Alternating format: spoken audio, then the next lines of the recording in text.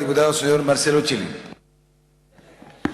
Gracias, señor presidente. Como en múltiples ocasiones se ha planteado en la Cámara de Diputados y posteriormente en el Senado, cuando se discute un proyecto de ley relativo al establecimiento del salario mínimo, lo que estamos haciendo es llevar adelante la única y gran negociación colectiva que se realiza en el país. Todos conocemos perfectamente lo que ha sido el debilitamiento del sindicalismo, de la negociación colectiva, sin titularidad ejercida por terceros, y la inexistencia del derecho a huelga. Esa tríada, señor presidente, es el verdadero piloto automático de la producción cotidiana de igualdad en la sociedad, donde usted quiera que mire. Las reformas educacionales, las reformas tributarias y otras reformas que pretendidamente van al corazón del asunto, no es cierto.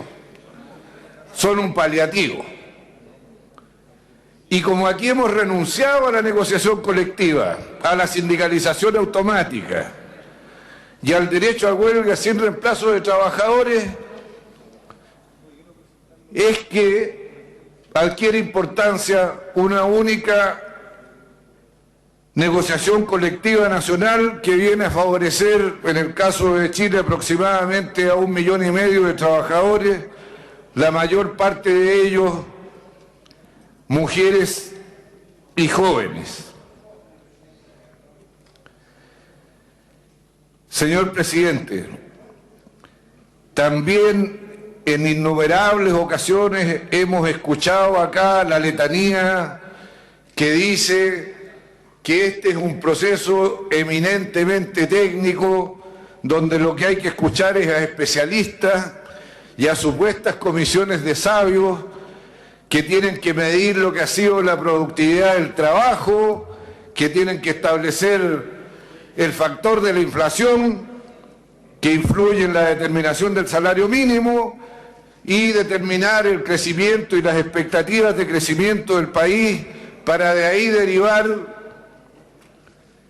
como por arte de magia, lo que es el salario mínimo razonable a obtener cada vez. Y de ahí derivan afirmaciones como la que acabamos de escuchar del parlamentario que me antecedió en el uso de la palabra, que pensar en un horizonte más amplio y comprometer avances en un periodo más largo que un año deja atada de mano a la economía, las empresas, los factores de la producción y todo lo que aquí se ha mencionado. Pues bien, señor presidente, yo quisiera informarle a usted y por su intermedio al gobierno y también a la oposición que los socialistas pensamos que, dado como están las cosas en el deterioro de la fortaleza del mundo del trabajo, nosotros creemos que el salario mínimo también es un factor de corrección de desigualdades y también creemos que es parte de los factores que dibujan el futuro del país que quisiéramos tener. Y en ese sentido, creemos que el salario mínimo no solo tiene que hacerse cargo de los llamados datos duros de la economía, sino que también de los sueños de los chilenos. Aunque a algunos les parezca irresponsable meter en la economía los sueños. Y además creemos que esto es necesario y posible, señor presidente, porque el aumento del salario mínimo, incluso más allá del límite, como se ha dicho aquí, que le permite a otros mezquinamente manifestar su apoyo,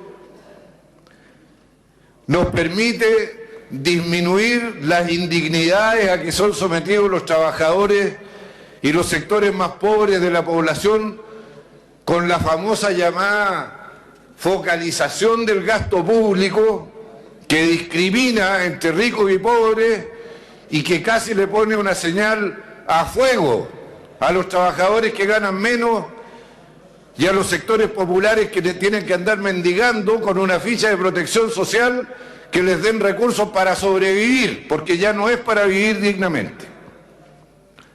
Nos ahorraríamos la indignidad y estas fichas de protección social.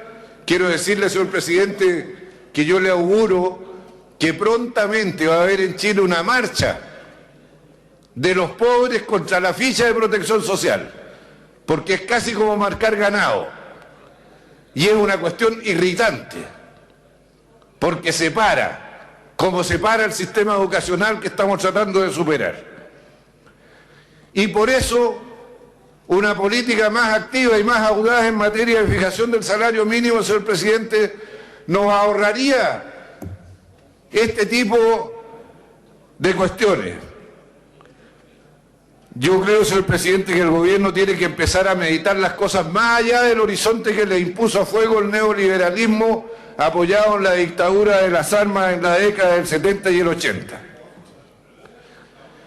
Señor presidente, esta propuesta de salario mínimo del gobierno tiene el mérito de que establece un programa de reajuste y precisamente se hace cargo de fijar las cosas en un horizonte, lo que es criticado por las bancadas del frente, y no quedarse detenido en el año congelado, donde además los argumentos de cuál es la inflación que se toma, si la pasada o la porvenir, cuál es el crecimiento que se toma, si el pasado o el porvenir, terminan finalmente siendo solo mecanismos que se prestan para evadir el asumir justos reajustes para los trabajadores que dependen de la fijación por ley del salario mínimo para obtener algo relativamente decente. Y quiero recordarle también, señor presidente, que los 250.000 pesos que están puestos como horizontes a enero del 2016 son una cifra que armoniza con unos 250.000 pesos que se hizo referencia hace como 3 o 4 años atrás por parte de Monseñor Goix, y hasta se podría armar un poema con ello porque calzan. Pero los 250.000 pesos de Monseñor Goix, señor presidente, para hablar de salario ético propiamente tal, al día de hoy son más o menos 351.000 pesos.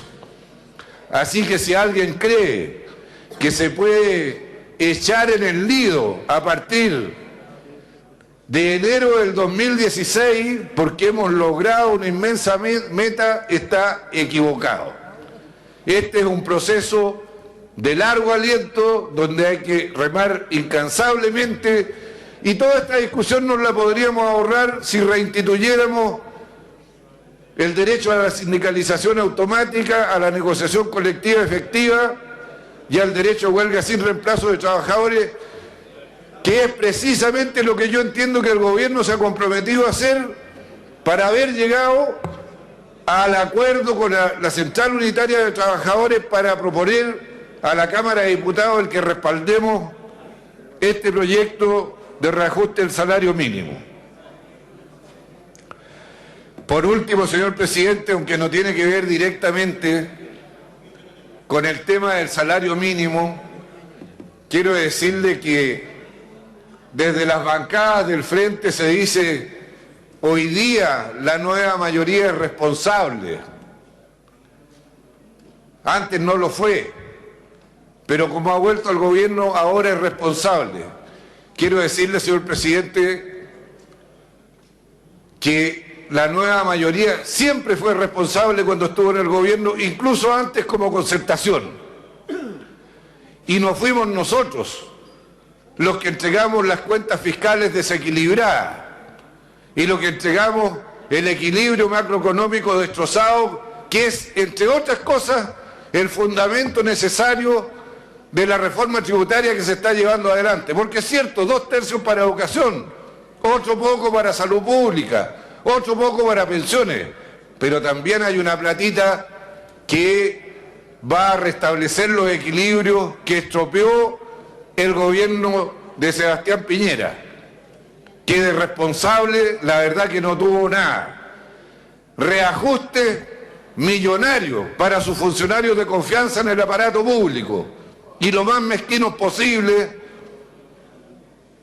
para el resto de los trabajadores. Yo quiero recordar, señor presidente, lo que fue el drama de la aprobación del último reajuste del salario mínimo, donde incluso no escuchando la voz de sus partidarios de Renovación Nacional, el gobierno de Piñera se negaba a dar los 210.000 pesos que hoy día rigen el salario mínimo. Así que yo creo que... Tiempo, señor diputado. En las palabras y para comer pescado hay que tener mucho cuidado y no venir a mentir a la Cámara de Diputados. Me salió verso sin habérmelo propuesto. Gracias, señor presidente. Gracias, señor diputado. Quiero saludar a una delegación del sexto básico D del Colegio Seminario San Rafael de Viña del Mar, encabezado por la profesora Jessica Delgado, invitados por el diputado señor don Osvaldo Urrutia. Muy bienvenido.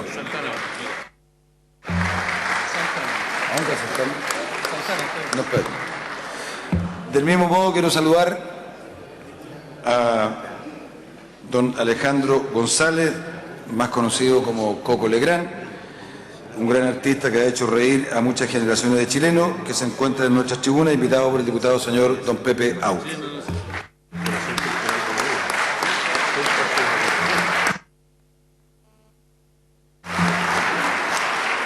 Tiene la palabra el diputado.